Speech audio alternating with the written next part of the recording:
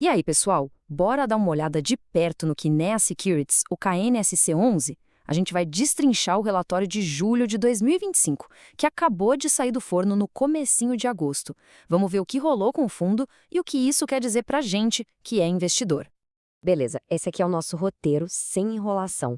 A gente vai olhar o resultado do mês, de onde veio o dinheiro, como está a carteira, os riscos envolvidos e, para fechar, o que o gestor está pensando. Vamos que vamos. Primeira parada, a parte que todo mundo corre pra ver: o resultado do mês. Quanto pingou na conta e como o mercado está olhando para o preço da cota.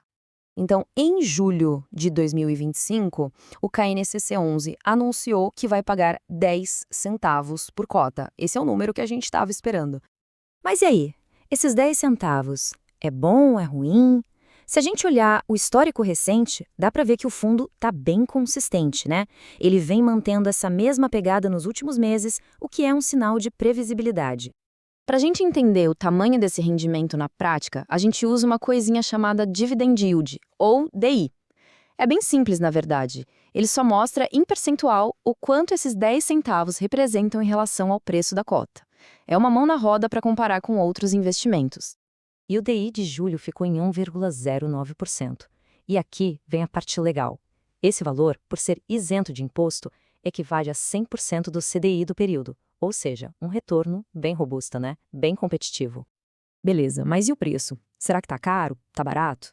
Bom, para ter uma ideia, a gente compara o preço que a galera tá pagando na bolsa, que no final de julho era de R$ 8,86, com o valor patrimonial, que é tipo o valor justo ou contável da cota, que estava em 8,73. Fazendo essa continha, a gente chega no famoso P sobre VP, de 1,015. O que isso quer dizer? Quer dizer que o mercado estava pagando um pouquinho a mais, um ágio de 0,5% pelo fundo lá no final de julho. Certo. Agora a pergunta de US$ 1 milhão. De onde saiu esse dinheiro todo? Para responder isso, a gente precisa dar uma espiada no caixa do fundo. Vamos lá, seguindo o rastro do dinheiro. Em julho, entraram R$ 22,9 milhões de reais em receitas. Aí, saíram 2,1 milhões para pagar as contas, né, as despesas. O que sobrou? Um lucro, um resultado líquido de 20,8 milhões. E desse montante, o fundo distribuiu 20,2 milhões para a gente. E olha que legal, o resultado gerado por cota foi de 10 centavos e o distribuído também foi de 10 centavos. Ou seja, o fundo pagou exatamente o que conseguiu gerar no mês. Ele não precisou mexer na reservinha, que continua lá, guardada, em 9 centavos por cota. Isso é sinal de uma operação redondinha, bem sustentável. Tá, mas o que gera essas receitas todas? Agora a gente vai para o coração da operação, a carteira de investimentos do KNSC 11. Dá para ver de cara que a carteira é bem dividida, né?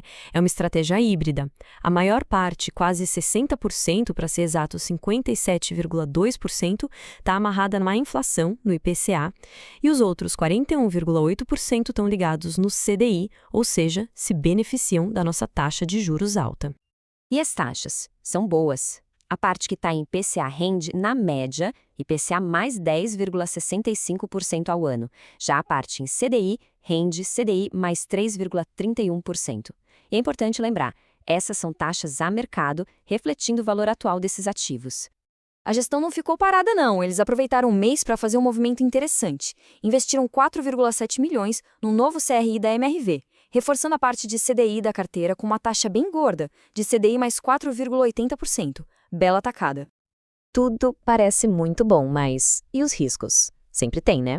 Então vamos ver agora o que a gente precisa ficar de olho. A melhor notícia de todas, sem dúvida, é sobre o risco de crédito. Sabe qual a inadimplência do KNC11? Zero, exatamente zero.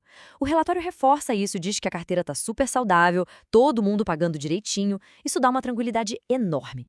Agora, um ponto de atenção de julho foi a marcação a mercado. A carteira sentiu um baque, pequeno, mas sentiu.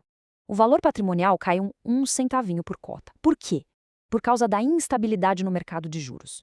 Isso não mexe no dinheiro que entra, no caixa, mas afeta o valor de livro do fundo.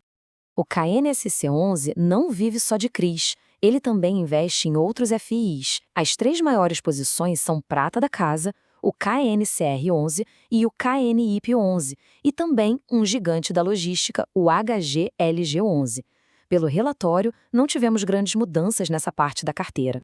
Outra coisa que a gente precisa saber é que o fundo usa alavancagem por meio de operações compromissadas.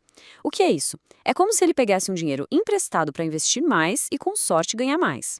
Hoje, essa alavancagem está em torno de 11%. E eles também usam as permutas financeiras, que são ferramentas para ajustar a exposição da carteira aos juros e à inflação de um jeito mais rápido. Beleza, então para a gente amarrar tudo, vamos fazer um resumão, o que tem de bom, que a gente tem que ficar de olho e qual é a visão do gestor daqui para frente. Resumindo a ópera, nos pontos positivos, a gente tem inadimplência zero, o que é fantástico, uma carteira bem dividida entre IPCA e CDI, uma gestão que se mexe e dividendos constantes. Do outro lado, na coluna de Fique de Olho, temos a alavancagem de 11%, a sensibilidade à marcação a mercado e aquele pequeno ágio que a gente viu no preço. E o que o gestor está pensando? Bom, ele está olhando para o cenário com cautela. Com base no que o Banco Central disse, a ideia é que os juros vão ficar altos por mais tempo para segurar a inflação. E o que isso significa para o fundo? Que a parte da carteira que rende CDI deve continuar mandando bem. Isso tudo deixa uma grande pergunta no ar, né? Com esse cenário de juros altos e inflação teimosa, para que lado a gestão do KNSC 11 vai pender? Mais IPCA? Mais CDI?